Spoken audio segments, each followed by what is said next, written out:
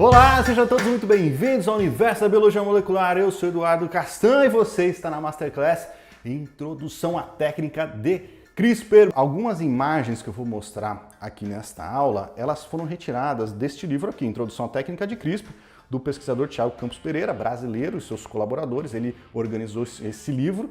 Então, como eu usei várias imagens desse livro, eu já estou deixando aqui a referência principal, tá? Para eu não ter que ficar colocando em todas as imagens ali a referência. Quando for imagem de fora do livro, eu coloco a referência. Mas como tem bastante do livro, eu estou colocando já aqui, citando o meu colega Thiago Campos Pereira. Beleza? Vamos lá, falar do cronograma aqui rapidão, só para você ter uma ideia de como a gente vai seguir a nossa aula hoje. A aula vai ter por volta de 2 horas de duração, contando com pergunta e resposta. Não quero passar disso, quero um conteúdo de 1h30, senão ficar cansativo demais. Eu vou tentar ficar ali. Mais meia horinha aí para essa introdução que eu estou fazendo, né? Uns 15 minutos para essa introdução que eu estou fazendo, mais uns 15 minutos no final para a gente tirar dúvida. E aí vai dar 1h30 mais ou menos de conteúdo. Então nós estamos nesse momento, dando as boas-vindas, falando aqui da dinâmica e cronograma da aula. Depois a gente vai falar dos conceitos iniciais, sobre não só sobre a técnica CRISPR, mas o sistema CRISPR. Porque o sistema e a técnica são as coisas diferentes. Eu vou falar da função biológica do sistema e vou falar como a técnica ela foi aplicada, ela é utilizada em laboratório. Vou mostrar para vocês alguns casos, eu não vou nessa ordem aqui não, é mais ou menos, tá? Eu troquei um pouco a ordem, mas eu vou falar de alguns casos extraordinários utilizando o CRISPR e depois a gente vai lá falar da técnica mesmo. Da nuclease casa, o RNA guia, o DNA alvo, os tipos de clivagem, as vias de reparo. Eu vou falar um pouquinho das variantes da enzima Cas, vou falar das aplicações do CRISPR, além da edição. No final dessa aula você vai ter um entendimento sobre CRISPR, suas principais aplicações e, portanto, você vai ser um profissional mais versátil, você vai ter uma informação extra aí na sua caixa de ferramenta. Munido dessa informação, você vai poder dar o próximo passo que você quiser. Quer se aprofundar em CRISPR, quer fazer um curso, quer ler um livro, você quer fazer o quê? Quer aprender mais sobre biologia molecular? Você vai poder dar o próximo passo. Porque uma das dificuldades quando a gente está aprendendo algo é dar o primeiro passo, né? A gente saber, por onde eu começo? Vou começar por um livro, às vezes é difícil, é um vídeo mal feito no YouTube, não rola. Então é difícil às vezes começar, mas depois que você tem a base, você consegue dar o próximo passo. Consequentemente, né, isso vai cascateando coisas boas na sua vida profissional, você vai estar mais capacitado para ler publicação, para fazer publicação de melhor qualidade, vai ter maior chance de conseguir um emprego, maior chance de passar num concurso, são coisas boas que você traz para a sua vida profissional, né? Mas preparado para estudar, você está mais preparado para entender o que você está estudando, para fazer aula, se você for fazer aula, apresentar alguma coisa aí na faculdade, onde você estiver trabalhando, e entender novas tecnologias. E aí a gente pode começar. Pega esse raciocínio aqui, ó. Olha que interessante. É o contexto para a gente entender a técnica de CRISPR e a importância dela. O que é das antigas aqui, talvez tenha me ouvido falar disso aqui já. Essa frase, nem tudo na vida é genético. Que até a plaquinha que está ali, eu acho que não vai dar para enxergar, que vai estar pequenininho, mas tem uma plaquinha que está ali. Nem tudo na vida é genético, mas quase tudo. O que é essa frase aqui? Olha só, olha que interessante esse raciocínio. Você já parou para pensar que tudo, absolutamente tudo que está relacionado à vida também está relacionado direto ou indiretamente com a molécula de DNA, com o genoma dos organismos? Porque das coisas mais simples que a gente faz até as coisas mais complexas que a gente faz, que os organismos fazem, que a vida faz, passa em algum momento pela molécula de DNA, passa em algum momento pelo genoma do organismo. De uma ação aparentemente muito simples, né, que é, sei lá, levantar um braço aqui, nós temos ali o recrutamento das proteínas do músculo que interagem com outras moléculas, é uma cascata de evento, uma via metabólica, que não sei o que no final das contas, se a gente levar isso lá para o fundo do poço, para a gente olhar o ponto de partida de qualquer coisa relacionada à vida, é um momento que uma RNA polimerase, presta atenção, uma RNA polimerase, ela se associa, ela consegue de alguma maneira se associar à molécula de DNA de um organismo, lá no núcleo de um organismo, ou fora do núcleo de um organismo, se associar à molécula de DNA e a partir daí ela transcrever um RNA. E esse RNA está transportando uma informação, vai ter alguma função ali, não importa, é uma informação que estava armazenada no DNA, porque o DNA é isso, o genoma é isso, é um repositório de informação, ela vai lá, recruta aquela informação e utiliza isso de alguma maneira. Tudo que a gente faz está afunilado neste momento, que é o processo da expressão de um gene.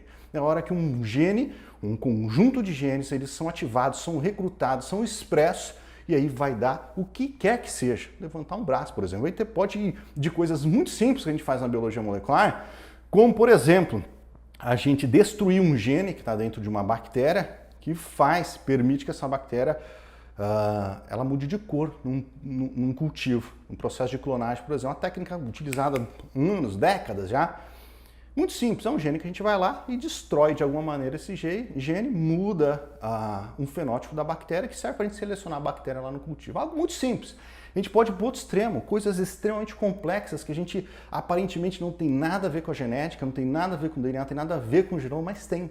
Eu sempre dou um exemplo, eu dou alguns exemplos, um acidente de carro, por exemplo. Um acidente de carro, por mais absurdo que pareça inicialmente ser racional, ele existe um componente genético quando uma pessoa bate um carro. Sei lá, a pessoa bateu o carro porque ela estava distraída, brigou com o namorado, ela não estava bem naquele dia, estava ansiosa. Será que aquela pessoa ela é mais ansiosa por conta de um monte de coisa que ela passou ao longo da vida dela, desde a infância, né, até a fase adulta, e esse monte de coisa, por ela já ter uma predisposição genética lá atrás, fez com que ela desenvolvesse uma ansiedade que culminou no final do dia, ela bateu o carro.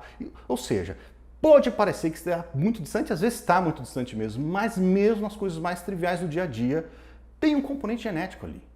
Pode ser um componente minúsculo, mas passou pelo DNA, passou pela expressão de um gene em algum momento. Até aqui nesse exemplo que eu estou dando do casamento, né?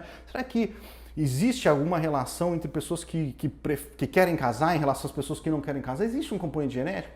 Provavelmente sim, com certeza sim. Talvez não seja um componente muito pequenininho, envolvido um monte de coisa relacionada ao ambiente que aquela pessoa vive, a cultura, o que ela passou na infância, tudo. Mas existe um componente genético. Foi por causa disso, e com esse entendimento, mesmo que ele não seja um entendimento claro, que as coisas funcionam assim, lá atrás, no começo do século, quando essas publicações vieram à tona, né, que foi quando o sequenciamento do genoma humano foi o primeiro draft, né, o primeiro rascunho, um dos primeiros rascunhos ele foi publicado, né, 2 projetos paralelos foram publicados mais ou menos na mesma época ali, teve um rebuliço. Você provavelmente é jovem, não vai lembrar disso. As pessoas da minha idade vão lembrar. Teve um rebuliço.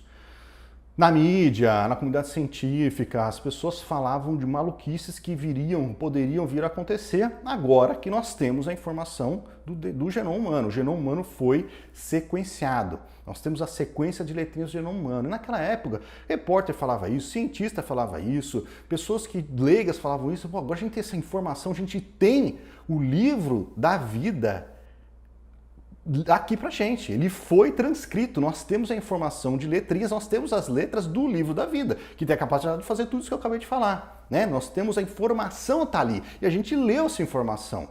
Então o que vai acontecer, o que a gente pode fazer agora, né? Isso foi um rebuliço mesmo, tem aqui, eu tinha uns prints aqui de jornal, isso aqui foi do New York Times, se eu não me engano, então saiu em todos os jornais no mundo inteiro e você falava aqui, agora a gente vai selecionar bebê de cor de olho, né? Vamos selecionar a cor do olho do bebê, vamos selecionar o sexo do bebê, a gente vai poder fazer super soldado, a gente falava um monte de coisa relacionado ao sequenciamento do genoma humano. Só que tem um problema nesse racional. O racional, assim, de certo modo ele faz sentido, né? Mas ele tem um problema nisso, né? O que a gente pegou foi uma sequência de 3 bilhões de letras e simplesmente colocou ela em ordem. Do jeito que ela está dentro do núcleo da nossa célula, do nosso genoma, a gente colocou ela em ordem. Isso não significa que a gente sabe ler o que tem ali. Muito do que estava ali a gente sabia ler, já tinha entendido o que estava ali, mas era mais ou menos como pegar um livro como esse aqui, ó. Você tem a sequência de letrinhas, a sequência de letras aqui, mas eu não sei o que essas letras significam. Eu não sei o que como essas letras formam palavras. Não dá para saber. Você olha para um livro desse, você sabe que está nessa ordem a letra, mas você não sabe o que tem ali. E mesmo que você soubesse, para fazer algo, para modificar, você tem que saber o que está escrito ali e modificar o que está ali, né? Para você manipular isso de alguma maneira, né? Então, muito das previsões que foram feitas naquela época, naquela viagem de ficção científica, não aconteceu, obviamente. Um monte de gente, obviamente, estava mais centrado, sabia que isso não ia acontecer, que isso era apenas o primeiro passo do que vinha pela frente, mas muita gente estava com essa ideia de ficção científica que o mundo ia mudar completamente porque a gente tinha a sequência do genoma humano, né? Cara, teve muita coisa boa que aconteceu a partir do sequenciamento de genoma humano. Ele terminou de ser sequenciado agora faz alguns meses aí, o final mesmo, né? Os pesquisadores falam, agora a gente terminou. Faz pouquíssimo tempo, faz alguns meses, foi aí no começo do ano.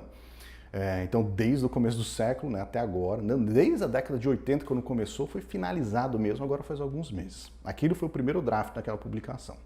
Mas teve um monte de coisa boa, esse processo de sequenciamento desenvolveu-se técnicas e tecnologias de sequenciamento, o sequenciamento teve um custo muito reduzido, permitiu sequenciar genoma de vários organismos e esse negócio ele foi se desenvolvendo. Como eu falei, boa parte das previsões que falavam lá atrás não aconteceram. Alguns anos depois, isso você corta aí para 2015, 2016 mais ou menos, não faz tanto tempo assim, a gente começou a ver coisas desse tipo aqui. Mosquitinho que causa malária, num ambiente controlado, um grupo de machos geneticamente modificados, foram geneticamente modificados, geraram descendentes incapazes de se proliferar. Ou seja, esse mosquito, que é uma praga, ele não conseguiu se desenvolver mais. Aquela população controlada não foi à frente. Um mosquito geneticamente modificado que por alguma razão gerou descendentes inférteis e ele não se proliferou, aquela população acabou. Essa frutinha aqui, ó, parece uma cerejinha, entre uma cereja e um tomatinho. A cerejinha, Estados Unidos, uma planta difícil de domesticar. Ela cresce toda torta, né? Ela não é favorável à agricultura. Ela poderia ser porque é uma frutinha gostosa, parece que ela é gostosa, nutritiva, mas ela é difícil de cultivar, de domesticar. Então ela cresce toda torta, é uma árvore baixinha, os frutos são pequenos, as flores são tudo ruim de reproduzir.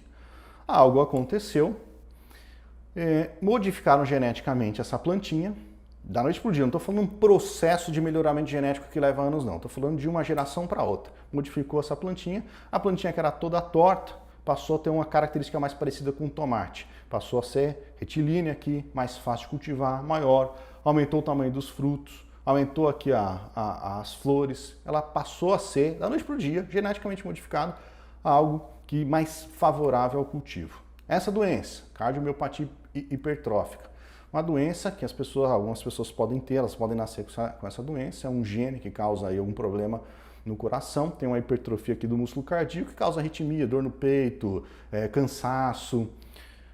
Embriões humanos foram geneticamente modificados e permitiram que esses próprios embriões eles não vieram a ser fecundados, implantados no útero, era em caráter experimental, mas eles vieram a ter o seu genoma modificado, geneticamente modificado, e eles eram embriões doentes com essa doença, né? E passaram a não ser depois dessa modificação genética.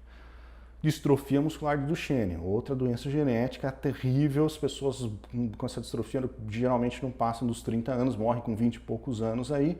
É um problema numa proteína chamada distrofina, é um gene que causa, é um gene defeituoso, gera uma proteína defeituosa, a distrofina. O que fizeram? Usaram cães geneticamente modificados também com essa doença. Eram cães, modelos experimentais, tipo rato, né? Só que eles foram desenvolvidos para ter essa doença. São cães com essa doença, foram geneticamente modificados e deixaram de ter a doença. Eles diminuíram os sintomas da doença.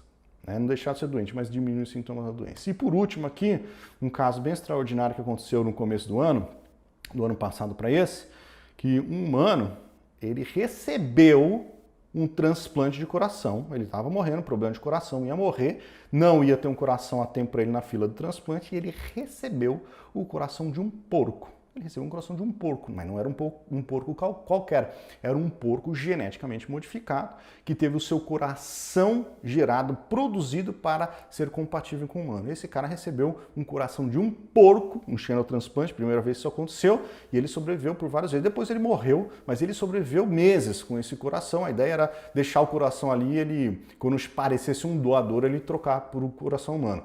Então, mesmo que ele tenha morrido, o fato de ele ter sobrevivido meses com o coração de um porco foi algo inacreditável, certo? Beleza, e o que mudou da época que eu falei lá do sequenciamento de genoma humano, onde houveram essas previsões, e agora que nós temos aquelas previsões acontecendo de verdade? O que mudou daquela época para cá?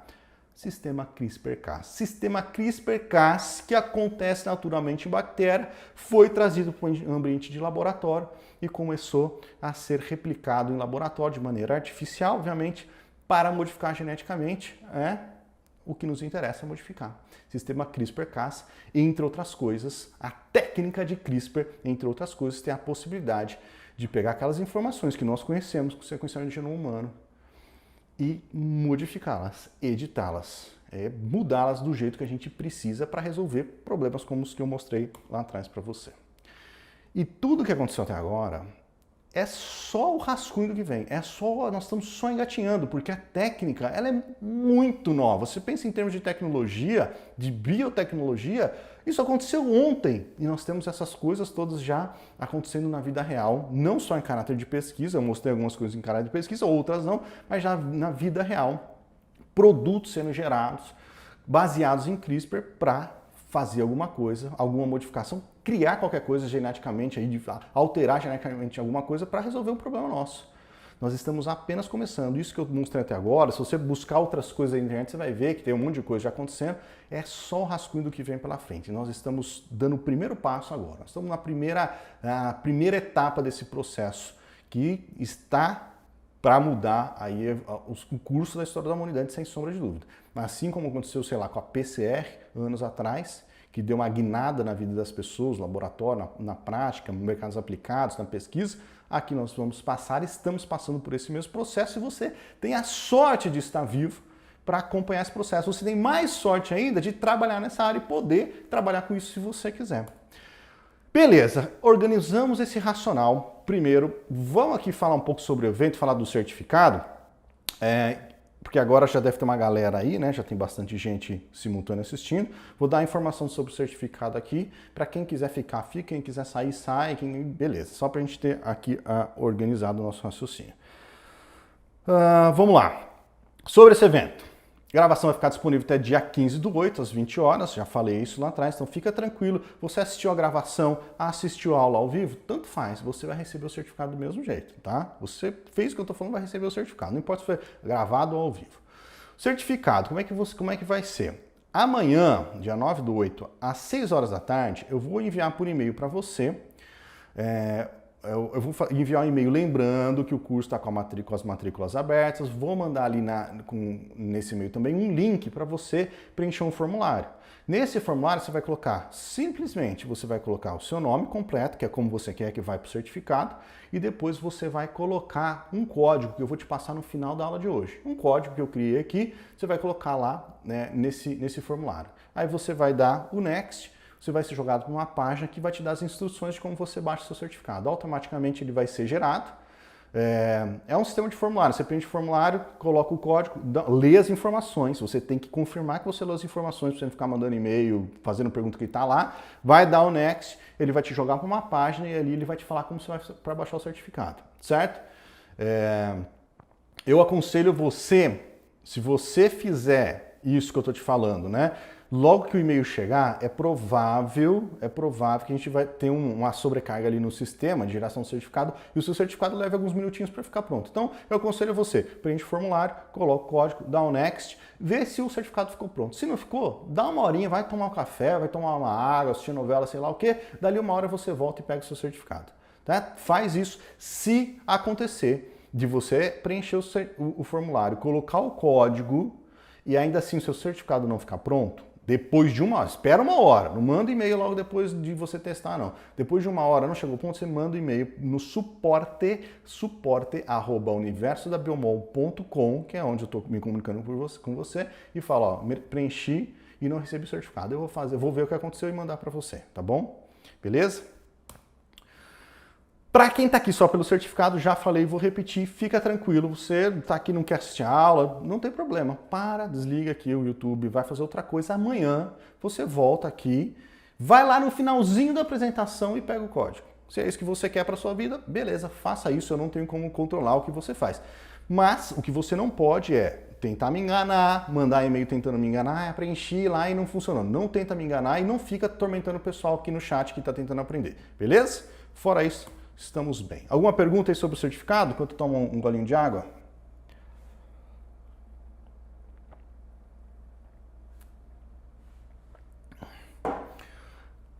A aula vai até que horas? Eu acho que essa aula aqui, ó, a gente começou às 7, ela vai até às 9, mais ou menos, 7, 8, até às 9 no máximo, não quero passar disso não, tá? Contando com a parte de perguntas no final, não vai passar disso não, no máximo 2 horas, senão a gente fica muito longo.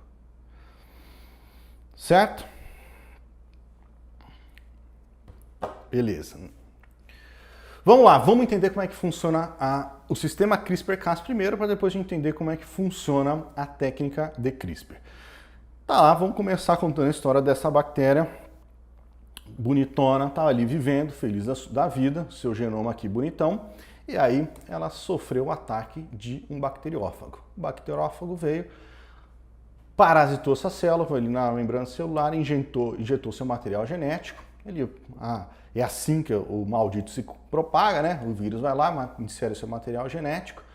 Esse material genético ele vai utilizar a maquinaria da própria célula, da própria bactéria, para produzir as proteínas do vírus. O vírus vai se replicar, multiplicar, estourar essa célula e ele vai parasitar outras bactérias. É isso, é assim que o bacteriófago faz, ultra resumidamente aqui, e aí a bactéria provavelmente vai morrer. Na maioria dos casos ela morre. Mas, em alguns casos, não. De vez em quando, de tempos em tempos, a bactéria ela pode sobreviver a esse ataque. E, em algumas situações, sobrevivendo a esse ataque, ela pode utilizar uma enzima ali nesse processo de combate a esse vírus, cortar o genoma desse vírus, picotar o genoma desse vírus e fazer um negócio meio esquisito. Pegar parte do genoma do vírus, do bacteriófago, e incorporar no seu próprio genoma. Ela tem que seu genoma em amarelo, ela pegou parte daquele genoma, parte do genoma do bacteriófago e incorporou no seu próprio genoma. E ela incorporou esse fragmento do genoma aqui do vírus em uma região muito específica do seu genoma, uma região chamada CRISPR. E você já vai entender o que é. Uma região chamada CRISPR. Se essa bactéria, no futuro, ou as suas descendentes, né, que tiverem esse material genético aqui, vierem a ser parasitadas por esse vírus mais uma vez, por esse bacteriófago, ela pode lançar mão de um sistema chamado CRISPR-Cas, no qual este material genético do vírus, que está naquela região chamada CRISPR, ele pode ser utilizado como molde para a transcrição de um RNA. Ele vai um RNA pequenininho, um fragmento pequenininho de RNA, que vai se juntar, vai se associar a um outro RNA, e esses dois RNAs juntos, o RNA dos vírus e o outro fragmento de RNA, que não importa agora, eles vão se complexar em uma enzima, em uma nuclease chamada Cas9. Aqui no caso é a Cas9, tá? Vai se associar à Cas9. Essa Cas9, que é uma nuclease, é uma endonuclease. Uma nuclease é uma enzima que corta o DNA. Uma endonuclease é uma enzima que corta o DNA tipo fita, assim, né? Tem aquelas enzimas que cortam pela beirada, são as exonucleases, elas vão degradando pela beirada. A endonuclease, ela corta igual tesoura no meio do DNA. Então, esse RNA que foi produzido proveniente desse fragmento do genoma do vírus, ele vai se associar a essa enzima Cas, ativando essa nuclease, que até então ela estava quietinha lá de boa, ativando essa nuclease, e esse RNA, parte desse RNA, esse RNA aqui, que está aqui na enzima agora, complexado com a enzima, vai buscar complementariedade aonde? Lá no genoma do vírus. O vírus que está parasitando a célula, está no processo de parasitar essa célula aqui. Esse fragmento, né, de RNA, que é proveniente desse fragmento de DNA, que foi proveniente do genoma do próprio vírus, quando ele encontrar complementariedade, tipo um primer durante a PCR, encontra complementariedade, A com T, C com G. Encontrou ali uma região complementar, a enzima ela se associa ao DNA dupla fita aqui do vírus e fragmenta o genoma do vírus, inativando, eliminando o processo de multiplicação daqueles vírus. Então aqui nós estamos falando de um sistema rudimentar de... como é que fala mesmo? De um sistema imunológico dessa bactéria, como um sistema imunológico rudimentar. Ela foi parasitada por um vírus, algum momento lá atrás na vida dela, ou gerações atrás. Por conta disso, ela armazenou, ela incorporou parte do genoma do vírus e ela utiliza o genoma do vírus para cortar, para picotar, para fragmentar um possível bacteriófago que venha contaminá-la, parasitá-la no futuro. Então, um sistema rudimentar, né, um sistema rudimentar de o que eu falei mesmo, né? É isso, né? Acho que deu para entender. É um sistema de proteção aí dessa bactéria. Certo? Entenderam como é que funciona? Isso aqui é o sistema CRISPR-Cas inicialmente, é isso que a gente precisa saber. A gente vai elaborando agora muito mais. Bom, o sistema CRISPR é uma sigla. É aquela região lá que eu mostrei para vocês da bactéria, né, onde ela armazena o fragmento do vírus, é o sistema, ele é uma sigla que tem um nome bem feio, só que ela é um nome muito informativo. Se você entende o nome, você já entende muito o que tem ali pela frente, né? CRISPR significa Clustered, Regularly Interspaced, Short Palindromic Repeats. E eu vou explicar para você por que isso é muito informativo, mas antes eu preciso te explicar o que significa palindrômico. Talvez você não saiba o que é um palíndromo. Palíndromo, aquelas palavras palíndromos, palindrômicos, são aquelas palavras que a gente consegue ler tanto da esquerda para a direita como da direita para a esquerda. Então, se você pegar essa palavra reviver e ler aqui, reviver nesse sentido, e no outro sentido também, né? Você pegar reviver, continua sendo a mesma palavra. Você consegue ler ela em ambos os sentidos. Até frases completas, como a torre da derrota. A torre da derrota. É uma palavra, uma frase palindrômica. No genoma dos organismos existem vários palíndromos, várias sequências palindrômicas. Então você pega essa fita de DNA. Isso aqui é um palíndromo muito conhecido na genética, né, na biologia molecular. É o GAATTC, a sua fita complementar vai ser o GAATTC. Dá para ler em ambos os sentidos. Então isso aqui que é um palíndromo, tá? Você precisava saber isso para entender o que significa a sigla CRISPR. Então vamos lá, CRISPR, nós estamos falando de fragmentos pequenos. O short, né, são fragmentos pequenininhos. São fragmentos pequenininhos que estão ali naquela região genômica lá da bactéria chamada CRISPR, né? São fragmentos pequenininhos.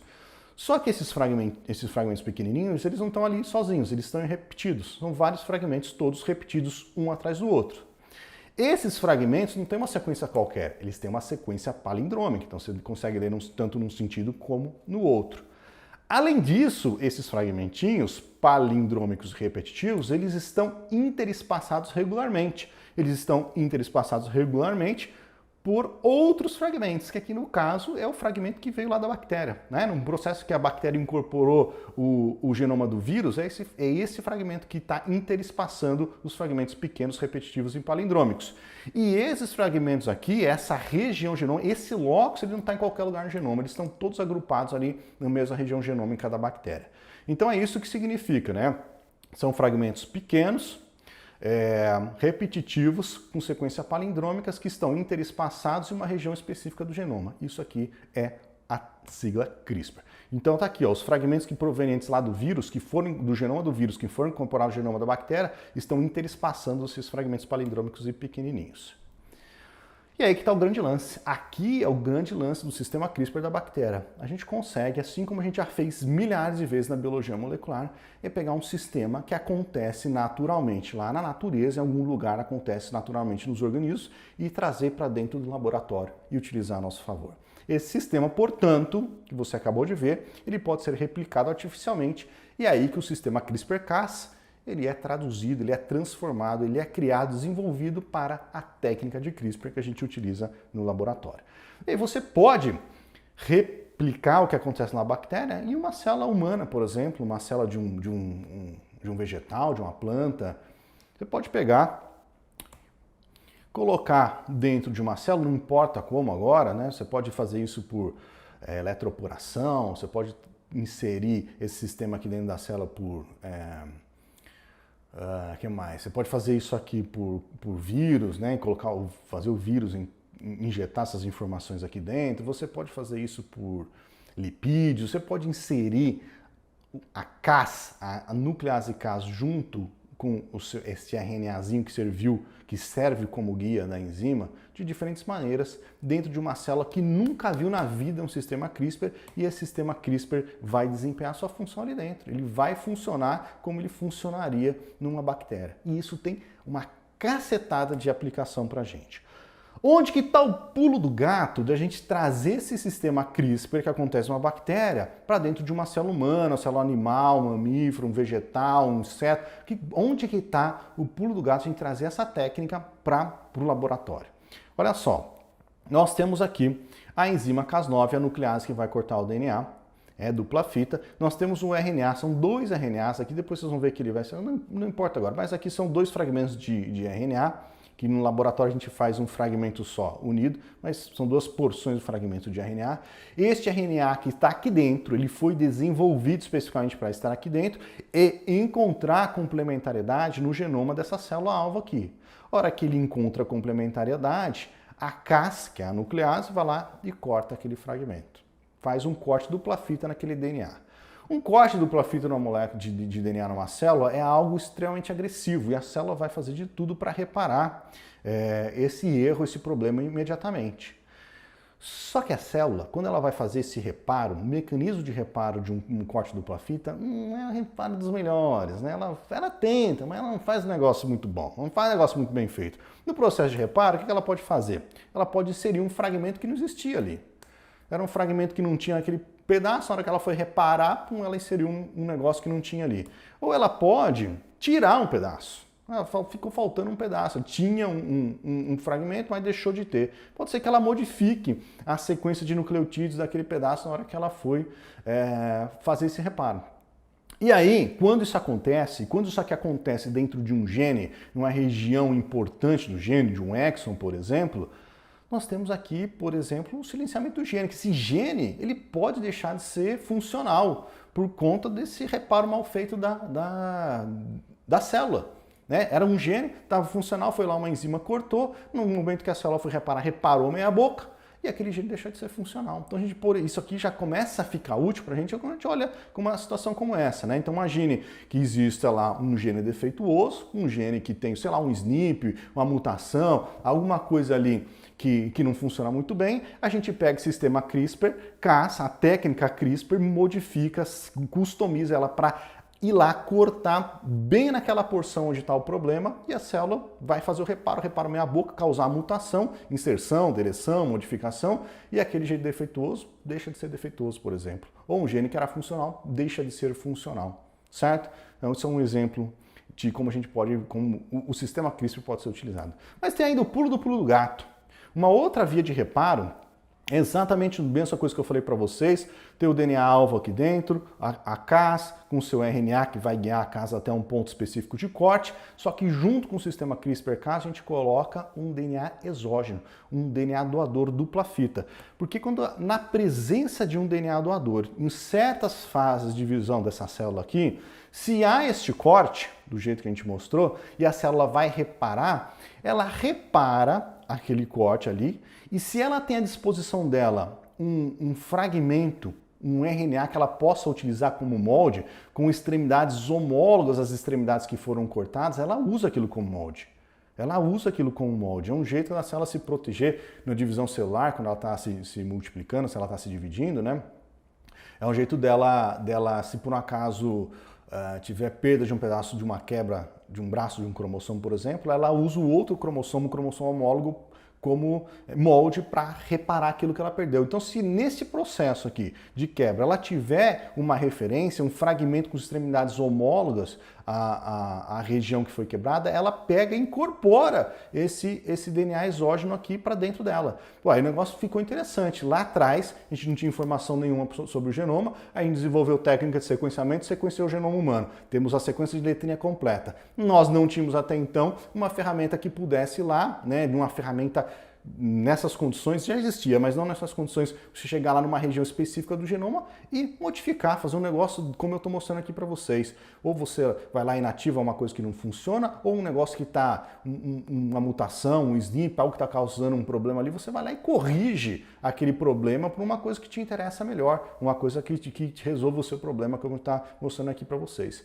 E aqui culmina tudo que eu falei até agora para vocês, né? Da importância do sistema CRISPR, da técnica de CRISPR para a humanidade, para a vida. Se tudo depende da vida, se tudo que a gente faz, como eu disse, levantar o braço, o casamento, tudo de certo modo está relacionado à vida, também está relacionado a DNA, genoma, nós temos agora uma técnica que consegue mudar o genoma, consegue transformar a informação que está no genoma do jeito que a gente quiser, nós temos uma ferramenta que é capaz de mudar a vida. É isso que nós temos nas nossas mãos.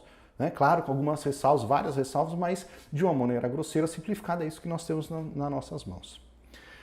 Olha só, por que o sistema CRISPR-Cas está esse rebuliço? Por que a técnica de CRISPR ela é tão falada? Por que todo mundo conhece? Por que a gente ouve falar tanto da técnica de CRISPR? Alguns motivos. Primeiro, é específico. A gente tem uma enzima que se associa a um RNA e esse RNA vai transportar, vai guiar essa enzima até uma região específica para fazer a clivagem, para fazer edição, fazer o código, o que é que a gente vai fazer ali. O fato de ser específico é muito importante. O genoma humano tem 3 bilhões de nucleotídeos. 3 bilhões de nucleotídeos. Nós temos uma enzima, um sistema capaz de achar dentro de 3 bilhões um ponto específico, um nucleotídeo específico se a gente quiser, se isso for necessário. Assim como lá na PCR, um dos grandes diferenciais do desenvolvimento da técnica de PCR é o primer, que é super específico, que amplifica só aquilo que nos interessa. Aqui no sistema CRISPR, na técnica de CRISPR, também nós temos a especificidade a nosso favor. Outra característica, ela é replicável em laboratório. Acontece na bactéria, mas a gente consegue replicar com baixo custo, um bom custo em laboratório. A técnica de CRISPR virtualmente é compatível com qualquer região genômica, não é qualquer. Vocês vão ver que tem um gargalo, mas é quase qualquer região genômica. Então, praticamente qualquer gene defeituoso, regiões genômicas de interesse, a gente consegue modificar, usar o sistema CRISPR aí no processo. E virtualmente qualquer tipo de célula também, qualquer tipo de célula de organismos, qualquer organismo dá para fazer isso que eu acabei de falar. Ela foi originalmente descoberta lá na bactéria, né, faz tempo que foi descoberto CRISPR, lá na década de 80, né, mas aos poucos ela veio culminando até desenvolver a técnica do jeito que ela está hoje. Mas é compatível com qualquer tipo de célula, quase qualquer tipo de célula. Certo? Entenderam esse processo até agora? Começamos a entender a importância de CRISPR, vamos ver como é que esse negócio funciona para valer mesmo.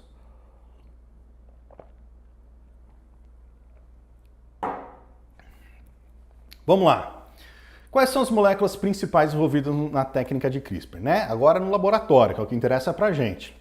Bactéria, falamos, a gente vai até mencionar as bactérias aqui de novo, né? Da onde veio a técnica, mas aqui o principal é a técnica. Nós temos a nuclease Cas9, existem diferentes Cas, e diferentes Cas podem ser utilizadas na técnica de CRISPR, na maior parte das vezes a Cas utilizada é a Cas9, então a nuclease Cas9. Cas significa CRISPR Associated, é uma enzima que está lá no locus de CRISPR, lá na bactéria, ela faz parte do mesmo locus, né? Tem ali o CRISPR, que são os fragmentos pequenos, repetidos, palindrômicos, lá, e ali perto tem o gene que codifica a Cas também, tá? Então, o Cas significa CRISPR Associated. Então, nós temos a nuclease Cas nesse sistema, nós temos um RNA que serve como guia, né? Não tem um RNA que se complexa com a Cas, que vai guiar a Cas até onde ela tem que fazer o corte de maneira específica. Nós temos um RNA guia também, que pode ser chamado de Single Guide RNA na técnica, ou gRNA, né? RNA guia, ou sgRNA ou gRNA. E nós temos o DNA-alvo que vai ser clivado. Vamos falar um pouco sobre cada uma delas. Nuclease Cas, primeiro aqui nós estamos falando de uma proteína bacteriana, do sistema CRISPR do tipo 2, tem diferentes tipos de CRISPR, nós estamos falando do tipo 2 que a gente utiliza, hoje é detalhe isso. Vocês viram que ela é capaz de cortar o DNA dupla fita, a parte interna é uma endonuclease de corte duplo. A Cas, ela original, a Cas9, que até hoje ela é utilizada, bastante utilizada, ela foi purificada de um organismo chamado Streptococcus pyogenes. Então talvez a Cas9 você veja como Wild Cas ou SP Cas9, que é a Cas mais, é a original, é a que deu origem ao sistema, porque tem um monte de variação hoje. Essa Cas, ela tem duas porções, 2 lobos. Aqui é um pouco de detalhe, tá? Mas só para você ter um racional aqui. Ela tem 2 lobos, 2 porções, uma porção de reconhecimento com o alfa, onde ela vai reconhecer o alfa para fazer a clivagem, e a parte onde ela faz a clivagem mesmo, a nucleásica, né? Com dois domínios, o catalítico e o de interação com o fragmento alfa, tá bom? Tem uma porção dela ali que reconhece o alfa, uma outra porção que trava o sistema e a outra porção que corta a dupla fita. Deixa eu ver aqui, tô chegando mensagem, só vamos ver se é o Bruno. Não. Nós temos o RNA guia, que eu não falei ainda para vocês, né? Até agora eu estou falando lá do RNA, só mencionei, né, esse RNA. Olha só, para a Cas9 ela executar sua função de endonuclease, lá e cortar o DNA da dupla fita, ela tem que estar associada a um RNA. É um RNA, É 2 RNAs. Originalmente lá na bactéria são 2 RNAs, 2 fragmentos de RNA. Porque ela sozinha não trabalha. A Cas9 sozinha não funciona. Se você pegar uma Cas sozinha, sem RNA, e colocar ela perto de um DNA, ela não cliva. Ela não vai fazer a clivagem. Ela, para ser ativada, ela tem que estar associada ao RNA. Lá na bactéria, isso aqui é um pouco importante, né? Assim, é por conta da história do desenvolvimento da técnica. Lá na bactéria são 2 fragmentos de RNA que se associam, que se complexam à Cas. Uma porção de RNA chamada de cRNA, que é o RNA que veio lá do vírus, né? Aquele vírus parasitou, o seu DNA foi incorporado no genoma, esse DNA ele vai ser utilizado para transcrever um RNA e esse RNA vai se associar à Cas. O cRNA, é aquele RNA que é proveniente do vírus. Mas tem uma outra porção, que é uma porção mais genérica, que é chamada de tracRNA, o Transactivating RNA, que ela serve para ativar a enzima Cas. Lá na bactéria é assim, né? Então nós temos aqui o CRISPR, que eu mostrei para vocês, os fragmentos palindrômicos repetidos, interespaçados, os espaçadores aqui são os fragmentos provenientes do bacteriófago, do vírus, então aqui eles que vão ser utilizados lá para associar a Cas, por exemplo. Aqui nós temos no mesmo locus um outro fragmento que vai gerar o Transactivating RNA, que é o que ativa a Cas, e a Cas, tem o gene da Cas aqui. Então isso tudo, né, tem outras Cas aqui utilizadas lá no primeiro momento de parasita da célula, que não importa agora pra gente. Em algum momento aqui, quando o bacteriófago ele parasitar a célula de novo, vamos pegar esse fragmento aqui, o verde, acho que é o verde, né? Ele vai ser transcrito, né, tá aqui no DNA, ele vai ser transcrito, formando um fragmento de RNA, e esse DNA aqui, essa parte do genoma, vai transcrever também um outro fragmento de RNA, que vai se associar ao RNA do vírus, né, proveniente lá do vírus, originalmente do vírus. Né? Eles vão se complexar, que nem importa muito agora, mas esse fragmento aqui do vírus vai se complexar com esse fragmento aqui desse outro RNA, eles juntos conseguem ativar a Cas9, ativar a enzima para ela ser uma enzima funcional, uma endonuclease funcional e que vai guiar essa nuclease até o seu ponto específico de atuação. Ela vai lá, encontra o alvo e pum, e faz o corte duplo, né? Faz um corte no alvo. O alvo é o preto, tá? O alvo que foi encontrado pela Cas é o preto aqui, ele vai abrir o DNA ali, vai cortar aqui, fazendo a fragmentação. Isso que acontece na bactéria. No laboratório, a gente adaptou um pouco isso. Que foi aí, para quem conhece a história, a Jennifer Doudna e a Emmanuelle Champetier, que ganharam o prêmio Nobel o ano passado ou esse ano? Ganharam o prêmio Nobel agora aí faz pouco tempo. Entre outras coisas, foi isso aqui que elas desenvolveram, né? Elas combinaram esses 2 RNAs aqui em um fragmento só de RNA, que antes era esse cRNA, esse tracRNA aqui, elas desenvolveram um RNA guia, que é um fragmento só. Eles estão unidos entre eles ali, formando o sgRNA ou o gRNA. É o gRNA, o RNA guia. Isso é uma molécula quimérica formada por esses 2 fragmentos, que é a fusão do cRNA e o tracRNA. Então nós temos aqui, nesse RNA guia, nós temos aquelas 2 porções. A sequência específica de reconhecimento do alvo, que vai guiar a Cas até seu alvo para fazer a clivagem, é um fragmento de 20 nucleotídeos, mas existe uma porção universal ali, genérica, de mais ou menos 80 nucleotídeos, que serve para ativar a Cas. Né? Então aqui é o que acontece na bactéria, aqui é o que acontece na técnica de CRISPR. É a mesma coisa, né? Só que em vez de ser 2 fragmentos de RNA, aqui é um só, eles estão juntos. Né? Essa parte aqui, ó, essa parte aqui de baixo, depois dessa alcinha aqui, é o chamado, a parte genérica, né, desse fragmento, e essa parte aqui é aquela customizada, aquela que você desenha no laboratório para você alcançar seu alvo, para você encontrar aquilo que você quer clivar. E aí ela vai funcionar do mesmo jeito que acontece lá na bactéria, ela vai funcionar e vai fazer a clivagem aqui. Certo? Aqui está mostrando um pouco melhor, né? É uma imagem... Tem muita informação, mas ela não é difícil de entender, porque o rosa aqui atrás, o vermelho rosa, é a Cas. Aqui nós temos os 2 RNAs, né? A sequência universal, que é a chamada scaffold, e a sequência guia, que é aquela que vai encontrar o seu alvo. Isso aqui encontrou o DNA-alvo, que está em azul e em vermelho, abriu o DNA-alvo e fez a clivagem aqui para fazer o corte. E nós temos, por último, o DNA-alvo. O DNA-alvo ele é importante nessa história também, porque a região alvo do DNA, então aqui o alvo, né, nesse nosso esqueminha, o DNA é um DNA dupla fita, que é o que vai ser clivado, está sendo demonstrado aqui pela linha azul, e pela linha vermelha. Aqui ele está a dupla fita foi desfeita no processo de clivagem, de corte, vocês vão ver já. Mas ele está sendo mostrado aqui nessas duas linhas. Essa região clivada pela Cas9, ela possui dois elementos importantes.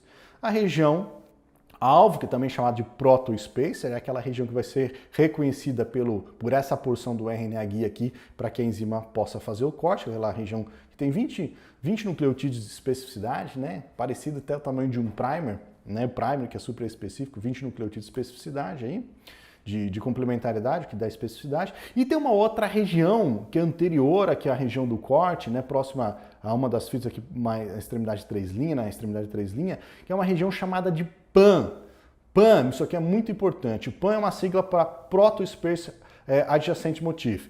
A sequência alvo também chamada de protospacer, existe um motivo aqui adjacente ao protospacer que é chamado de PAN. O que é isso? É uma sequência de alguns nucleotídeos. São esses 3 nucleotídeos aqui, que neste caso, para essa casa, ele é formado por um nucleotídeo qualquer, A, T, C ou G, seguida de 2 guaninas. Neste momento aqui, é quando a Cas encontra o alvo, o seu alvo, é através da região PAN que a Cas ela trava o sistema. Porque na hora que ela vai fazer o corte, ela não está ali solta, frouxa, para cortar aquela DNA dupla fita que ela encontrou. Ela tem que travar aquele sistema para que o RNA, o DNA alvo, ele consiga ser dissociado, se associar ao RNA guia para ela poder fazer o corte. O processo inicial, o ponto inicial de partida aqui na clivagem acontece aqui na PAN. É aqui na PAN, a hora que a Cas se associa a essa região PAN aqui, que ela trava o sistema para depois poder fazer o corte, né? Cada Cas, cada tipo de Cas, ela vai ter um reconhecimento de uma PAN específica, uma sequência PAN específica aqui. Nesse caso, né, que é a PAN, a Cas Wild Type, ou aquela SPK que eu falei para vocês lá, a Cas9 mais utilizada, a original, para ela poder fazer o corte, ela encontrar o alvo, desdobrar a fita e fazer o corte, ela tem que encontrar próximo aqui à região de clivagem, né? Essa sequência, necessariamente essa sequência, qualquer nucleotídeo seguida de 2 guaninas. Aqui está o gargalo, do sistema CRISPR. Para a CRISPR funcionar, para você ir lá numa região alvo e fazer o corte, essa região alvo tem que ter, nesse caso aqui, né? Tem que ter um nucleotídeo seguido de 2 guaninas, que é uma repetição que acontece com frequência no genoma, acontece a mais ou menos uma vez a cada 8 nucleotídeos, então é frequente, né? Você pode virtualmente cortar qualquer região do genoma, né? Porque ela é bem frequente. Essa ou outras PANs, mas o gargalo do CRISPR está neste momento aqui, nessa parte. Maravilha! Então nós vamos aqui para o mecanismo básico de ação, a gente sair dessa parte mais pesadona, né? Ó, só para vocês verem como é que funciona, né? O processo todo. Acho que melhor do que eu ler isso aqui, eu mostrar esse vídeo. Olha só que legal. Eu não vou passar o vídeo inteiro, porque esse vídeo ele tá no YouTube. Eu não sei se eu posso passar ele, na verdade. Então eu vou aqui com cuidado para não tomar nenhum strike. Mas nós temos aqui, ó, a Cas, nesse esqueminha nós temos a Cas. Nós temos o RNA guia, que está sendo mostrado aqui em vermelho e amarelo. O RNA guia, que agora ficou só vermelho. Esse RNA guia vai guiar a Cas até um determinado alvo e ela vai encontrar seu alvo. Então tá aqui, a hora que o RNA guia guiou essa Cas para um determinado alvo, ela vai encontrar. A hora que ela encontra, como é que ela faz o corte? Olha como é que ela faz o corte, veja bem. Existe aqui, ó, eu tô mexendo ali, ó, do lado direito da imagem, tá vendo ali, ó, onde a enzima ela está se associando ao DNA alvo, o DNA alvo é o que está em azul, tá vendo ali? Essa aqui é a região PAN. Essa aqui é a sequência PAN do DNA alvo, que é aqui que a enzima ela vai travar o sistema para poder fazer o que vem pela frente. Então aqui a primeira coisa que acontece, depois do reconhecimento, né, é o travamento do sistema aqui pela região PAN. Depois o RNA guia, ele vai ser utilizado para desdobrar, vai desfazer a dupla fita do DNA alvo. Ele vai desfazendo a dupla fita do alvo e o alvo faz uma estrutura dupla fita com o próprio RNA guia. Ele faz uma estrutura dupla fita com o próprio RNA guia. Então ele desfaz a dupla fita que estava dele, ele se associa ao RNA guia e aí quando essa configuração está estabelecida, o que a enzima vem? Tac, corta uma fita um dos seus sítios catalíticos, e depois ela vem, tec, corta outra fita no seu outro sítio catalítico. E aí fez a clivagem de uma maneira específica. Ó, uma outra imagem aqui, ó. Vamos ver aqui, tem outra. Ó, a enzima K se associando à sequência PAN, travando o sistema, permitindo que o RNA guia se associe ao DNA dupla fita, que consequentemente vai permitir que a fita seja clivada. Certo? É assim que funciona a técnica de CRISPR. Beleza, falando sobre isso, a gente pode falar agora sobre o reparo do DNA, porque é o grande lance aqui, está na hora, não é o corte em si, mas é a hora que a célula vai reparar o DNA, e aí que a gente consegue fazer um monte de coisa, né? Aqui que está o segredo do negócio. Tudo certo aí, Bruno? Se tiver algum pepino, me avisa, né? Acho que está tudo certo. Então, está aqui o reparo. São duas vias principais de reparo, a via NED e a via HDR. Então, a clivagem pela Cas9 ela deve ser reparada pela célula. Eu falei para você que é urgente, algo muito agressivo para a célula, ela tem que reparar. Ela tem dois mecanismos, duas vias principais de reparo.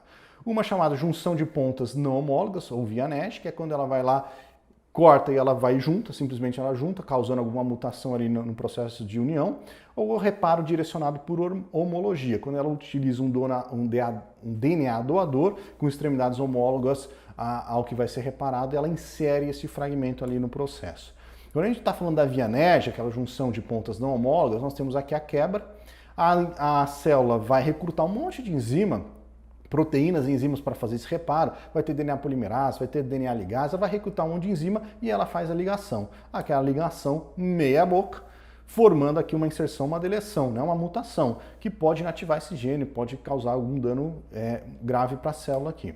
Então isso aqui é chamado, se isso aqui acontecer dentro de uma região específica, importante de um gene, num exon de um gene, principalmente os exons iniciais de um gene, o exon 1, o exon 2, isso pode ocorrer o nocaute de um gene. Quando um gene é nocauteado, ele deixa de funcionar normalmente. A outra via de reparo é a via de reparo por homologia, né? Que é a HDR.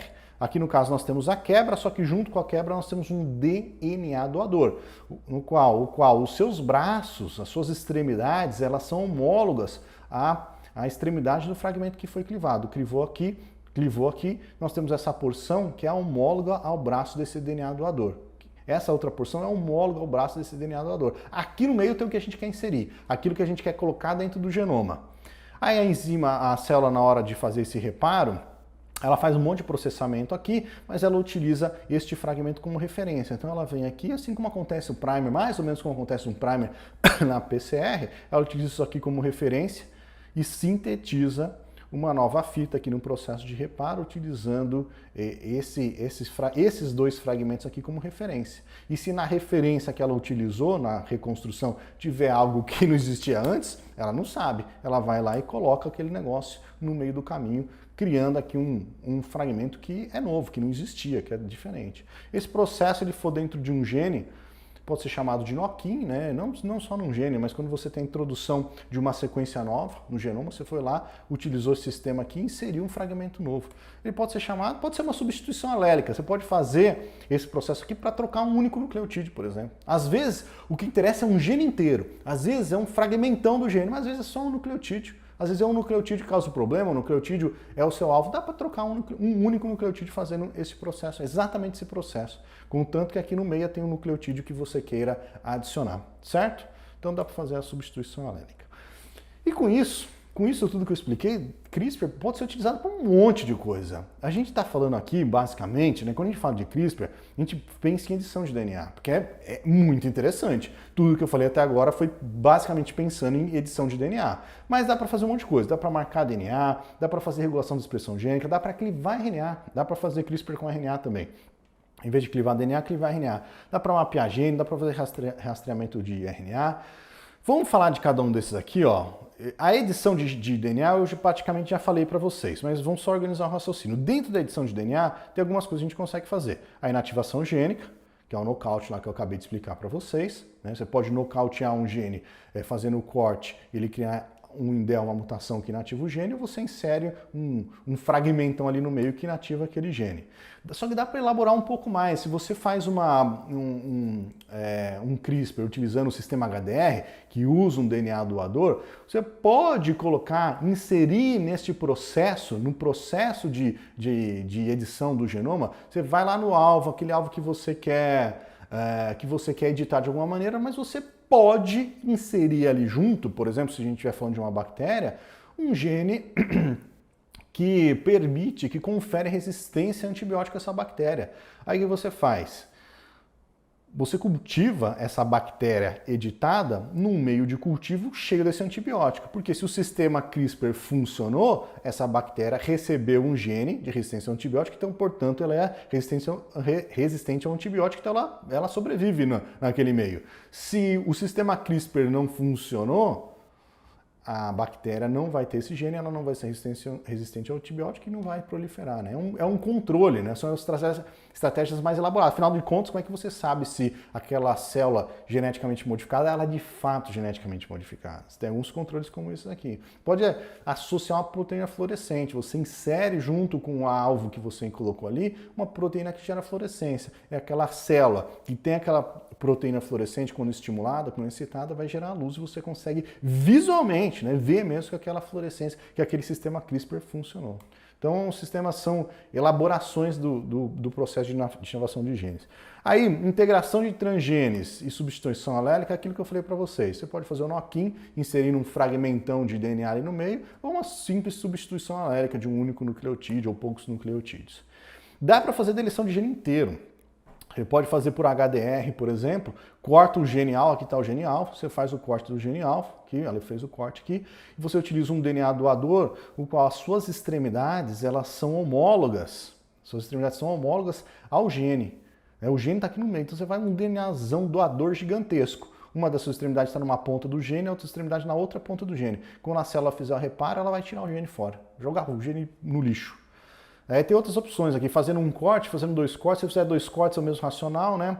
2 cortes com o sistema NASH, fez o corte, ela vai reparar, a hora que ela reparar, perdeu isso daqui, ou com o sistema HDR semelhante a esse, só que são 2 cortes em vez de um, cortou aqui, e a hora que ela repara, ela utiliza esse DNA doador, jogou o gene no lixo, mudou o gene. Marcação de DNA, outro negócio legal também, e esse negócio aqui é legal, olha só. Quando a gente fala da enzima Cas9, outras Cas, nós estamos falando de uma enzima já que está sendo muito estudada, já foi geneticamente modificada, ela passou por engenharia genética, então dá para fazer algumas modificações, né? A gente conhece bem a enzima. Então dá para a gente pegar os sítios catalíticos daquela enzima e inativar eles. Tem a Cas9, que ela vai lá e corta o DNA, mas você inativa o sítio catalítico da enzima. Então você pode criar uma Cas que ela é cataliticamente inativa. Ela funciona, ela se associa ao RNA guia, ela encontra um alvo, mas ela não corta. Ela tem todas as funções, ela só não vai lá e corta. Então essa enzima, ela faz tudo, só que ela é incapaz de clivar o DNA dupla fita, né? Mesmo quando ela está associada ao RNA guia.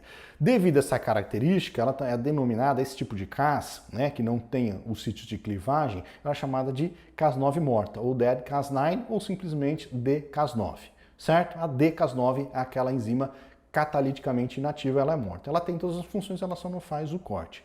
E olha que interessante dá para fazer com isso. Dá para você fazer, aqui nós estamos falando de marcação de DNA, dá para você pegar essa dCas9, associar essa dCas9 a um RNA guia, que vai levá-la, vai guiá-la até o alvo, até aquela porção do genoma que é o seu alvo. Ela vai chegar ali, se alojar aqui na região, mas não vai fazer o corte, porque ela não cliva. Só que essa enzima, além de ser morta, ela pode ter sido codificada, isso aqui, ela pode ter sido criada, produzida em laboratório de tal maneira, e não é difícil de fazer, é bem fácil de fazer, na verdade, associada a uma proteína que gera fluorescência. Então você vai lá e associa essa Cas, além dela ser morta, ela é inativa, ela não faz o corte, ela está associada a uma proteína que emite fluorescência. Aí se você pega essa Cas que vai lá, encontra o seu alvo, vai lá, ela é guiada pela RNA guia, ela para na região que é o alvo dela, fica ali paradinha, não corta. E você tem um agente fluorescente associado a ela, na hora que você joga e cita a fluorescência desse agente fluorescente aqui, você cita a fluorescência desse agente fluorescente, você consegue ver onde a Cas ela está alojada no DNA. Você consegue visualizar onde aquela casa está alojada no DNA, dentro de uma célula. Nós estamos falando de uma célula viva. Você foi lá numa célula viva, colocou uma casa morta, o RNA guia levou até o alvo dela, se alojou no alvo e ela está associada a um fluorófilo, um agente fluorescente. A hora que você joga a luz, você cita aquela fluorescência, você consegue visualizar a presença, a região geográfica, a região da célula onde a casa alojou. Isso aqui, ó. Então aqui é um exemplo de você visualizar mesmo no microscópio, olhando no microscópio, não a casa ligada ao seu alvo. Então você marca o DNA desta maneira. Muito interessante. Isso é Só que você não faz isso com uma só, né? Tem que desenhar vários RNAs guias, todos um próximo dos outros, cheio de Cas ligados ali, todas essas Cas com agente fluorescente para você conseguir visualizar assim. Regulação da expressão gênica, olha outro racional interessante. Aqui também utiliza uma Cas9 morta, uma AdCas9, né? Um gene, quando ele vai ser expresso, principalmente em organismos complexos, temos a RNA polimerase, que vai se associar a uma região aqui, uma região específica do gene, para transcrever ali o RNA. Só que para ela fazer isso, né, para o gene ser expresso, ela transcrever um RNA, ela tem que estar associada a um monte de mediador aqui com fatores transcricionais, o RNA, o DNA-alvo, ele tem que estar desenovelado, ele tem que estar, exposto a essa RNA polimerase. Então é um processo que demanda várias moléculas. Olha o que dá para fazer. Dá para você pegar, desenhar uma Cas9 morta, uma AdCas9 com RNA guia. Esse RNA guia vai levar essa Cas9 morta até um sítio de transcrição, ou próximo ao sítio de transcrição, onde os fatores transcricionais se ligariam ali para ativar um gene, para induzir a expressão de um gene. Só que essa Cas9 morta, ela está ligada a quê? Fatores transcricionais. Então você pega uma Cas9, coloca lá um RNA guia associado a ela que vai transportar fator transcricional até o sítio de transcrição do gene, ativando o gene. Eu estou mostrando aqui um exemplo, mas tem várias maneiras de fazer isso, né? Aqui existem diferentes maneiras de você levar vários fatores transcricionais, todos ao mesmo tempo, para aquela região específica do gene, para ativar, induzir a expressão daquele gene. Muito doido isso aqui. E o contrário dá para fazer também. Dá para você pegar uma Cas9 e você desenhar um RNA guia e ela vai sentar, em cima do fator, onde se ligaria o fator transcricional, impedindo a ligação do fator transcricional, e você faz a repressão da expressão do gene. Um gene que estava expresso deixa de estar ou diminui seu nível de expressão porque você tem uma Cas9 gordona lá impedindo. Dá para fazer o que também? Dá para você pegar essa Cas9, associá-la com outras moléculas que favorecem a metilação do DNA, ou seja, inibindo a expressão do gene, ou o contrário, acetilando a estona do DNA, favorecendo a expressão. Então dá para regular a expressão do gene também. Clivagem de RNA, aqui passa mais rápido, dá para você fazer clivagem também, do jeito que você cliva, vai lá e corta o DNA do plafita, dá para clivar RNA também, até porque tem moléculas parecidas, tem que fazer algumas modificações, você tem que criar uma região PAN, talvez uma das abordagens seja fornecer ao RNA-alvo uma região PAN para que a enzima vá lá e faça o corte. Isso aqui é uma das alternativas, mas dá para clivar RNA. Outra coisa interessante também, que é o mapeamento de gene, né? Porque tem um negócio assim, você tem a sequência de letrinha lá do genoma humano, como que você sabe? Você sabe que ali é um gene, você identificou por bioinformática que aquela porção ali é um gene. O que aquele gene faz? Não sei, como é que você vai saber, né? É difícil saber, inicialmente é difícil saber que região genômica ou que gene, qual que é a função dele no organismo. Uma das maneiras de fazer isso, né, que acontece aqui, quando tem a perda de heterozigosidade, eu nem quero entrar em detalhes, mas você tem uma célula que ela era de um jeito anteriormente, aí ela deixa de ser um heterozigoto, ela passa a ser um homozigoto por algum motivo e ela muda a característica dela. Ela era de um jeito, ela perde a heterozigosidade dela e ela passa a ser de outro jeito depois. Aí você vê qual porção do genoma daquela célula foi modificada nesse processo de perda de heterozigosidade e ver quais as características dela que foram mudadas. Sei lá, se uma célula passou por um processo de perda de heterozigosidade e ela, sei lá, passou a ter mais dificuldade para metabolizar uma determinada droga, possivelmente aquela região genômica ali ela está associada à metabolização de drogas, por exemplo, certo? Só que isso, você utilizar um sistema como esse aqui, naturalmente é difícil, porque são eventos raros, não acontece com certa frequência, é difícil de controlar. Só que com o sistema CRISPR, você vai indo lá com a sua tesourinha e fazendo um corte numa região específica, você induz a perda de heterozigosidade. E você consegue fazer mapeamento de genes dessa maneira. É outra função aí também. Nossa, desregulou tudo aqui, né? E o rastreamento de RNA, você pode utilizar uma Cas9 morta, que vai se associar a um RNA-alvo. Essa Cas9 está ligada a um agente fluorescente, você gera a luz, consegue ver o caminho que um RNA ele percorreu dentro da célula. Ele foi expresso, depois de expresso, foi transcrito, né? Depois de transcrito, ele estava no núcleo, do núcleo ele foi para o citoplasma, do citoplasma, e aí você consegue ver, rastrear o RNA por esse sistema. Então dá para fazer várias coisas com o sistema CRISPR. Não é só edição. Isso aqui são uns exemplos bem interessantes, né? Acho que aqui para finalizar, ó, tá num bom tempo aí, galera. Acho que a gente foi num bom tempo. A última parte aqui, que é a parte da Cas9, suas variantes naturais e artificiais.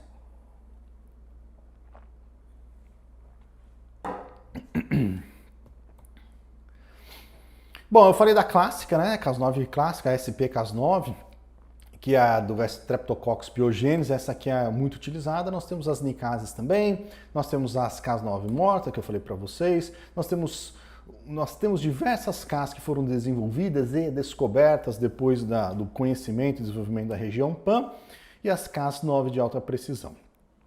E aqui um sistema de inativação que é bem legal. Vamos falar aqui da Cas9 clássica, rapidão, ó. A Cas9 clássica, aqui está o artigo que nós temos, entre outras coisas, né?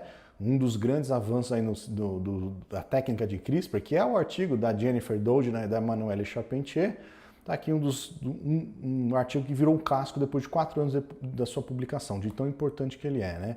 Ele, entre outras coisas, utilizou a Cas9, a SP-Cas9, que é a original.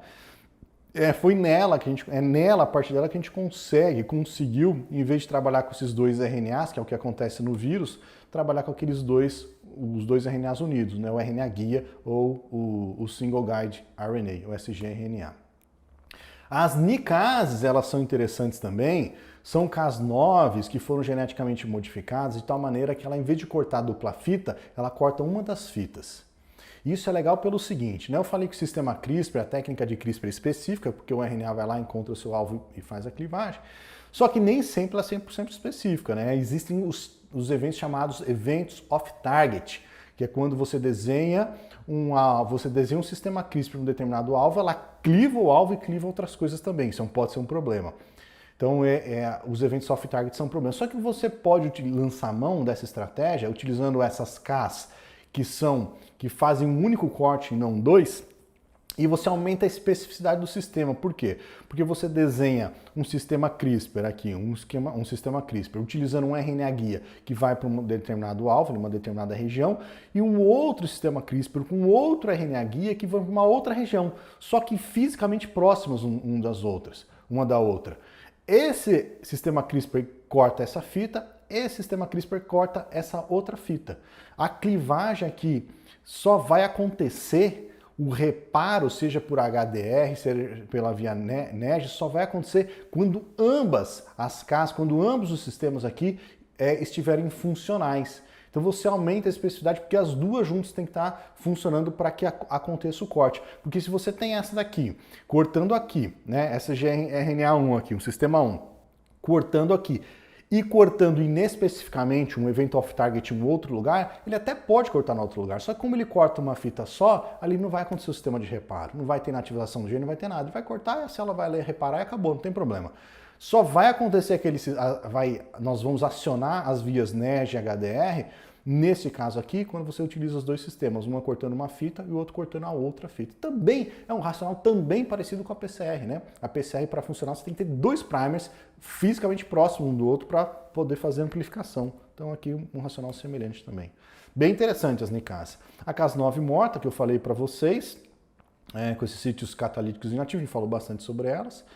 E aí eu falei também, né, que o gargalo do sistema CRISPR era a região PAN, que para funcionar, para o sistema funcionar, tem que ter aquela trinca de letrinhas lá, um nucleotídeo seguido de 2 guaninas, né, e ali você está limitando um pouco. Se você tem uma região que é pobre em guanina, uma região genômica que é pobre em guanina, ela é mais rica em A e T, talvez ali seja difícil usar o sistema CRISPR, né? O que acontece, pode acontecer. Só que aconteceu. Primeiro, nós temos enzimas geneticamente modificadas, que flexibilizou essa sequência PAM, e nós temos Cas provenientes de outros organismos que utilizam outra sequência PAM. Então aqui modificação do sítio de reconhecimento do PAM, né, geneticamente modificados, evolução direcionada e Cas de outros organismos. Então a gente tem aqui não só a Cas, a ASP-Cas9, né, que é a original, mas nós temos outras várias Cas disponíveis. São variações, modificações genéticas ou Cas de outros organismos que reconhecem outras sequências PANs, aumentando o leque, a possibilidade de uso de CRISPR para praticamente qualquer região genômica, né? Olha esse aqui, um sistema de alta precisão que é interessante, né? Esse sistema é parecido com o das nicases, que para funcionar nós temos uma Cas que vai cortar de um lado e a Cas que vai cortar do outro, né, para funcionar. Aqui o racional é o mesmo, só que aqui nós estamos utilizando uma dCas9, uma Cas9 morta. Não, ela não vai clivar, o RNA guia vai levá-la até o seu alvo. E para funcionar nós temos que ter duas, uma próxima da outra também, porque essas Cas aqui elas estão fusionadas com uma outra nuclease que faz o corte de fita simples, chamada FOC1. E essa FOC1, elas precisam, essas enzimas que elas precisam dimerizar para fazer o corte. Então esse sistema só funciona quando essas duas casas estão próximas uma da outra para fazer o corte. Então um sistema muito específico também. E o sistema de ativação direta, só que é malucaço, é muito legal também. Você pode desenhar aqui, entre aspas, tá? Meia Cas.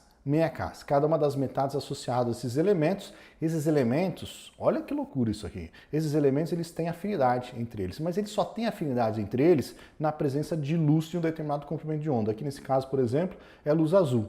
Você vai lá, coloca o sistema dentro de uma célula, sistema CRISPR-Cas dentro de uma célula, ele está inativo, porque você tem meia Cas aqui e meia aqui.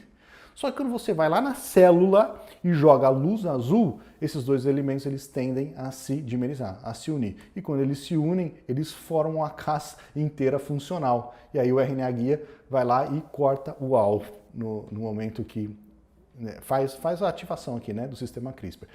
Então é um negócio legal porque você com luz, o pesquisador com luz, ele coloca o sistema CRISPR lá e ele ativa o sistema CRISPR quando ele quiser, jogando luz. Ele vai lá e joga luz azul aqui nesse caso, aí o sistema fica ativo, vai lá e corta, e se ele tirar a luz, ela volta a ficar disfuncional. Não dá para controlar a ação da Cas. E por último aqui, só para vocês saberem, né, não tem só a Cas9, existem outras Cas como a CPF1, a Cas12A, por exemplo, de outros micro-organismos, né? Ele tem características diferentes, tem algumas características aqui diferentes, mas é uma Cas que tem uma sequência PAN rica em timina, né? Então se você tem uma região que é rica em timina e pobre em guanina, você pode utilizar outras Cas também. Certo, meus queridos? Então olha só, eu falei aqui, corri para falar o máximo de informação boa para vocês, para deixar o mais claro possível. Afinal de contas, era a introdução à técnica de CRISPR, não dá para a gente se aprofundar muito. É o primeiro passinho aqui para você que não conhecia CRISPR ou conhecia mais ou menos, agora você tem a visão muito mais clara do que esse sistema é, como ele funciona, como a gente consegue utilizar na vida real. Só que não dá para eu gastar muito tempo aqui, a não ser que a gente faça um evento mais longo em algum outro momento. E a gente pode até fazer isso se for o caso. Mas antes de eu passar o código para vocês, eu vou pedir licença para apresentar para vocês esse curso, que é o curso Introdução à Técnica de CRISPR, que está dentro do Clube DNA, que eu já vou explicar para você, que fala sobre esse sistema. Ele vai te apresentar esse sistema de uma maneira muito mais profunda, né? Na teoria e na prática. Então, esse é o curso Introdução à Técnica de CRISPR, que é um curso online, como qualquer outro curso até agora que a gente tem aqui no Universo Bemol. Ele é teórico e tem uma parte prática também, porque tem uma parte de desenho no software lá, que eu vou ensinar a desenhar RNA guia, onde encontrar Cas, onde buscar as Cas, né? Fazer clonagem, aquela coisa toda. Então tem a parte teórica e prática nesse curso. É um curso com cerca de 8 horas de duração, ele pode ter mais, depende de você, porque ele está dentro do clube, a parte de CRISPR tem 8 horas de duração, mas você pode fazer outras coisas lá dentro também se você quiser. E aí aumentando a sua carga horária para bastante carga horária. Mas o curso de CRISPR sim tem 8 horas. Todos os níveis de formação. Quem não sabe nada vai aprender do zero, quem já sabe alguma coisa, quem já faz pode aprimorar seu conhecimento. Quem comprar o curso vai ter acesso imediato, ele está 100% disponível dentro do clube já. Você comprando vai ter 100% de acesso imediatamente ali. Como ele está dentro do clube do DNA, que eu já vou te explicar o que ele é um clube por assinatura. É uma assinatura, assim como você faz assinatura no Netflix, o clube do DNA ele é por assinatura. Então ele tem duração de 1 ano. Se você quiser assinar por 1 ano, você assina por 1 ano. Se quiser renovar para o ano que vem, você renova. Se não quiser, não renova. Mas ele tem acesso por 1 ano, que é o período de assinatura. Qual que é o cronograma do curso? Então, vamos falar aqui da visão geral, mais ou menos o que a gente falou hoje, né? Visão geral sobre o sistema, o mecanismo básico de ação. Vamos detalhar essa versatilidade da técnica, que é a CRISPR-Cas9, que a gente está falando agora das aplicações. Falar das aplicações todas. Eu vou mostrar para vocês como vocês obtêm uma Cas em um experimento, quais são as variações da Cas, como você obtém e quais são as variações do RNA guia, como você obtém na prática. Vamos desenhar RNA guia na prática, utilizando 3 softwares de desenho de RNA guia. Vou falar dos controles experimentais para deixar o experimento mais controlado e específico, né? A otimização da técnica para deixar mais específico. Vou falar um pouco das outras técnicas também, como o Talem, como os Zinc Fingers, que são de edição também, e depois finalizar o curso com um racional sobre as questões éticas. Como eu disse, esse curso ele está dentro do Clube do DNA. Então, você comprando o curso, você tem acesso a tudo que é relacionado ao clube, que são bônus extraordinários, que é um negócio inacreditável de coisas que você vai ter acesso. Então, você automaticamente comprando o curso de CRISPR vai ter acesso a 100% do conteúdo do clube. O que é o Clube do DNA? O Clube do DNA é uma escola de biologia molecular, no qual nós temos várias coisas ali dentro. Entre elas, aulas semanais, e você pode assistir um sistemão Netflix. Já tem, sei lá, se pegar todas as aulas do clube, deve ter mais de 200 aulas já no total. E tem aula pra caramba lá já, muita aula mesmo, muita coisa mesmo. Dá pra você ter muito conteúdo ali se você quiser, pra você aprender tudo que é de importante de biologia molecular, praticamente está lá dentro já. Pode assistir no computador, pode assistir no celular. Ali, diferente do que acontece no YouTube, né? Meu YouTube, ele tem um monte de conteúdo, só que é desorganizado, algumas as informações não são tão aprofundadas. Aqui não, é uma estrutura organizada, uma plataforma fechada, as aulas são organizadas por tema, a gente vai ver daqui a pouco já. Tem um sistema de busca tipo Google, se você quer, quero aprender, sei lá, sobre primer, você coloca primer lá e vai ver o que tem sobre primer no clube. Durante a aula ao vivo você chat em tempo real, como a gente está fazendo aqui, só aqui no YouTube, né? E você, isso é um negócio legal, você pode fazer o download das aulas. Vai viajar, vai pegar um ônibus, não quer gastar um 4G, 3G? Põe aí, baixa e assiste as aulas, né? Tem espaço para tirar dúvida durante as aulas ao vivo e certificado. Claro que tem certificado, é um curso, é uma escola, você assistiu a aula, recebe certificado. Boa parte dessas certificados são de emissão automática. Só para você ter uma ideia do que eu estou falando, não vou ficar mexendo muito aqui, ó. Deixa eu... Peraí.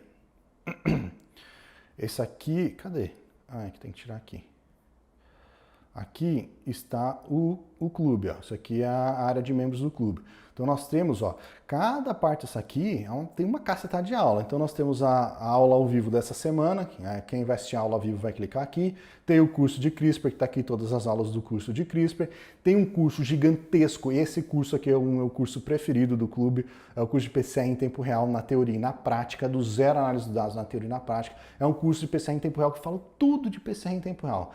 Eu falo tudo. São 6 módulos de teoria sobre PCR em tempo real e um módulo gigante, que é o módulo 7, que eu faço na prática, no laboratório, extração de DNA, extração de RNA, faz controle de qualidade, faz nanodrop, vai um monte de coisa, faz PCR em tempo real, vários equipamentos, faz um monte de aplicação e tem as aulas no computador também. Então ele é teórico e prático. Tem aqui informação básica de biologia molecular, técnicas de biologia molecular, tem as aplicações, tem aulas de prática em software, tem aulas não relacionadas à biologia molecular, que uma das coisas do clube é abrir, expandir o conhecimento. Tem aulas sobre finanças pessoais aqui, sobre mercado de trabalho. E tem cursos completos, eu vou mostrar o curso completo daqui a pouco, né? Além do curso de PCR em tempo real e o de CRISPR, tem outros cursos também. É que eu não quero me alongar muito aqui para não ficar amassante. E tem outras coisas, ó. Nós temos ali dentro cursos completos e essas aulas. Tem a formação, quem não sabe nada de biomol, vai lá na formação básica em biologia molecular. Ah, eu quero, sei lá, entender um pouco melhor sobre os mercados de atuação. Não sei o que eu vou fazer da minha vida, se eu vou ser pesquisador, se eu quero trabalhar, tem um curso completo sobre os mercados de atuação. Tem um guia geral para concursos, esse aqui é do Bruno, o Bruno do Biomedicina Padrão, ele gravou para mim. tem curso de obtenção de primer sonda, tem curso de fundamentos de genética. Quem não sabe genética, eu tenho dificuldade na parte básica de genética, tem um curso completo lá sobre genética, tem esse curso de PCR em tempo real, tem um curso de análise de expressão gênica, tem um curso completo de NGS, sequenciamento de nova geração. Você viu tudo isso, tem um monte de coisa, ainda quer, não sabe se quer, você pode testar. Vai lá, testa o clube por 7 dias grátis, acessa tudo que você quiser. Gostou? Fica, não gostou? Vai embora, sem problema nenhum. Não paga nada por isso. Pagamento extremamente seguro, você pode pagar de várias maneiras, cartão de crédito, cartão caixa, PayPal, boleto, bancário, você pode pagar de diferentes maneiras. Tem nota fiscal, emissão mensal de nota fiscal, e se você quiser, Universal Biomol, empresa formal, emitir nota, tudo, se você precisar pagar com taxa de bancada, com reserva técnica, você não tem problema, você pode pagar, porque a gente emite nota fiscal e coloca o número do processo. Envia por e-mail, né? Pede por e-mail, preciso do número de processo da minha nota. A gente coloca e você pode, é um curso, afinal de contas é um curso normal, né? Tá bom? Um abração, um beijo pra vocês, até a próxima aula. Tchau, tchau.